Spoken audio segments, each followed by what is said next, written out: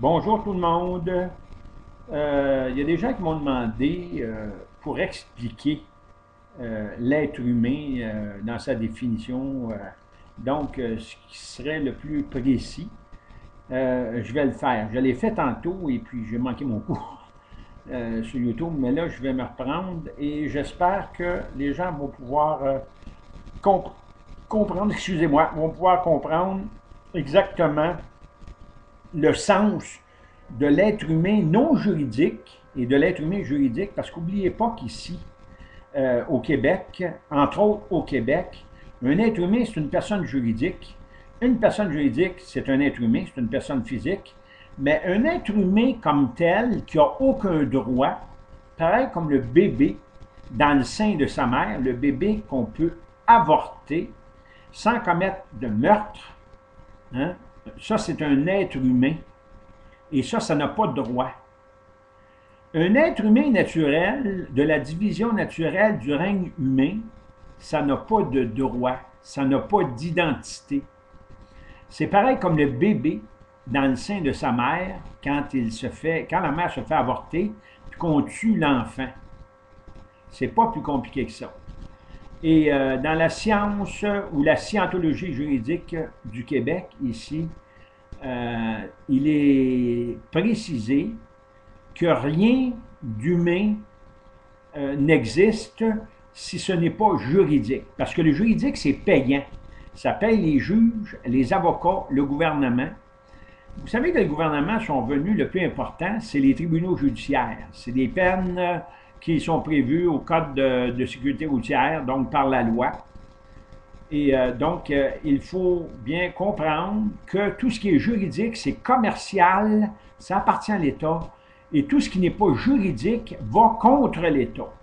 Vous, comme être humain, vous pouvez recourir, vous pouvez tout simplement déposer un recours personnel, mais ça prend beaucoup d'êtres humains regroupés ensemble pour poursuivre le gouvernement, pour avoir été privé par vos gouvernements de vos droits humains et de votre identité d'être humain. Mon nom à moi, c'est Jacques-Antoine Normandin. Il n'y a pas de numéro d'assurance sociale là-dessus, il n'y a pas de permis de conduire, il n'y a pas de carte d'assurance maladie, il n'y a pas de passeport canadien. C'est Jacques-Antoine Normandin, alias Jacques-Joseph Pierre-Antoine Normandin. C'est écrit en nom propre. Donc, une lettre majuscule et des lettres minuscules pour chaque prénom et pour mon patronyme, donc pour mon nom de famille. Alors qu'une personne juridique, le nom est écrit au complet en lettres majuscules. Et le gouvernement, surtout Revenu Québec et Revenu Canada, cette gang de voleurs-là, ça c'est des voleurs, on appelle ça des voleurs. Il n'y a rien de cet argent-là qui finance les routes, les programmes sociaux, quoi que ce soit. Donc ces voleurs-là, quand ils s'adressent à vous, ils s'adressent à vous sous n'importe quel nom, pourvu que c'est une personne juridique, et ils savent qu'il n'y a rien d'autre que juridique dans leur exercice. Vous savez que juridique veut dire effet de droit. L'article 33 de la Charte canadienne a aboli tout effet de droit des lois au Québec. Elle abolit l'article 2 de la Charte canadienne qui garantit les libertés fondamentales. Et l'article 33 a aboli aussi les articles 7 à 15 de la Charte canadienne qui est la garantie juridique. Donc, il n'y a plus de garantie juridique, il n'y a plus d'effet de droit aux lois ici. Donc, quand vous allez devant les tribunaux ici au Québec, si vous prêtez serment, ou peu importe ce que vous dites, les fameuses dépositions que vous faites pour vous protéger contre l'injustice, le juge a un pouvoir discrétionnaire de ne pas tenir compte de vos dépositions, de votre déposition. Votre serment ne vaut absolument rien, parce que si vous réclamez votre identité d'être humain et vos droits humains, c'est complètement ignoré. Donc, on peut dire tout simplement que l'être humain, ça se limite tout simplement à quelqu'un qui n'a pas aucun droit juridique. Et exactement, ce qui arrive, c'est que, étant donné que le gouvernement a reconnu qu'il y a une seule place que l'être humain, qu'un enfant, on parle surtout de l'enfant, parce que c'est l'enfant qui est dans le sein de la mère, l'enfant n'a pas de droit juridique, c'est pour ça qu'on peut le tuer, que le gouvernement peut le tuer par l'avortement, parce qu'il n'y a pas de droit juridique. Et si vous réclamez que vous êtes un être humain naturel devant Dieu, et que vous êtes tout simplement discipliné selon les commandements de Dieu et non selon les 60 millions de lois juridiques ici en Amérique du Nord, automatiquement, vous démontrez que vous êtes un être humain. Un être humain, c'est rejeté par l'État. Ici, le problème vient des universités, du Québec, entre autres, parce que c'est des universités athées, contre Dieu. Et les universitaires, généralement, de la faculté de droit, donc les notaires, les juges, les avocats, les membres du barreau du Québec, les membres de la Chambre des notaires, les membres de la Chambre des huissiers, toutes ces valeurs-là, tous ces gens-là qui viennent chercher vos biens, viennent les chercher chez une personne juridique qui n'est pas l'être humain. Donc, vous êtes tout simplement une victime de l'État qui a tout simplement converti, au moment de votre naissance, votre identité et vos droits d'être humain en identité et en droit juridique. Donc, si le 5e commandement de Dieu stipule que homicide point ne sera de fait ni volontairement, ça veut dire que vous n'avez pas le droit de tuer quelqu'un, qu'il soit dans le sein de la mère ou à l'extérieur, tu n'as pas le droit de tuer un être humain. Sauf que le gouvernement ici, la science juridique, a tout simplement déterminé à quelle période un être humain vient au monde. Donc, l'être humain, d'après la science juridique du barreau du Québec ici, vient au monde après l'accouchement. Un être humain vient au monde après l'accouchement. Sauf qu'au premier moment de sa copulation, il n'est plus un être humain. Donc, voyez-vous que l'être humain n'a pas de conception. Il n'y a pas de fécondation d'ovule, il n'y a pas de développement d'embryon. J'ai jamais vu ça, moi, sur la planète, un être humain de la division naturelle du règne humain qui n'a pas de conception. C'est drôle, dans le règne animal, il y a une conception. Dans le règne végétal, il y a une conception. Il n'y a pas de conception pour l'être humain. Pourquoi? Parce que c'est payant. Parce que c'est juridique et le juridique, il est payant. Vous êtes endetté. Qui est endetté? C'est la personne juridique, ce n'est pas l'être humain qui est endetté parce que l'être humain n'a pas le droit d'avoir un compte bancaire.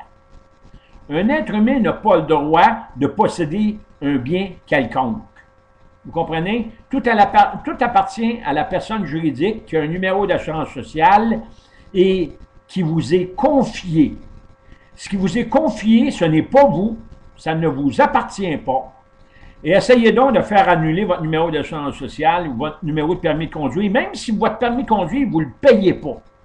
Moi, ça fait 8 ans que je ne paye pas mon permis de conduire.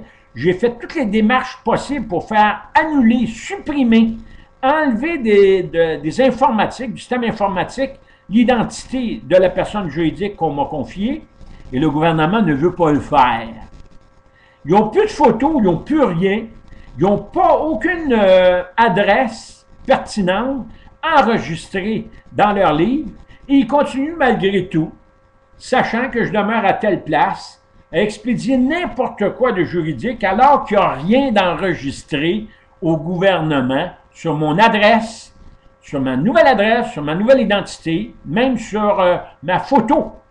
Parce que je n'ai pas de photo depuis 1900, ça fait 8 ans que j'ai plus de pièce d'identité juridique. Donc, ici, je suis au Québec, je suis un citoyen québécois. Je ne suis plus un citoyen canadien. Je n'ai pas de passeport canadien parce qu'ils n'ont pas de photo et on est séparés du Canada depuis 1968. Donc, il n'y a plus question d'aller chercher un passeport canadien. J'ai renoncé à tout ce qui était juridique pour faire respecter mon identité d'être humain. Ne faites pas ça. Faites juste me prendre comme exemple et utilisez-moi pour défendre vos droits humains. Donc, souvenez-vous bien, un être humain, c'est l'enfant qui meurt par avortement dans le sein de sa mère et ils peuvent le tuer, cet être humain-là, dans le sein de sa mère, parce qu'il n'a aucun droit juridique. Imaginez-vous quelqu'un qui n'a aucun droit juridique, on peut le tuer. Même si il a 50 ans, 60 ans de vie, comme moi, on peut me tuer et c'est pas un meurtre. Parce que je suis un être humain, je suis plus juridique. Imaginez-vous, je suis l'exemple que vous devez tout simplement regarder, observer, pour éventuellement réclamer vos droits humains, votre identité d'être humain. et pouvoir éventuellement poursuivre l'État pour vous avoir privé de tout ce qui devrait vous appartenir comme être humain, mais qui ne vous appartient pas. Donc, la dette au Canada appartient au gouvernement. La dette per capita, donc de chaque individu, de chaque habitant ici au Canada, appartient à l'État parce que les pièces d'identité appartiennent à l'État et c'est l'État qui est le propriétaire de tout.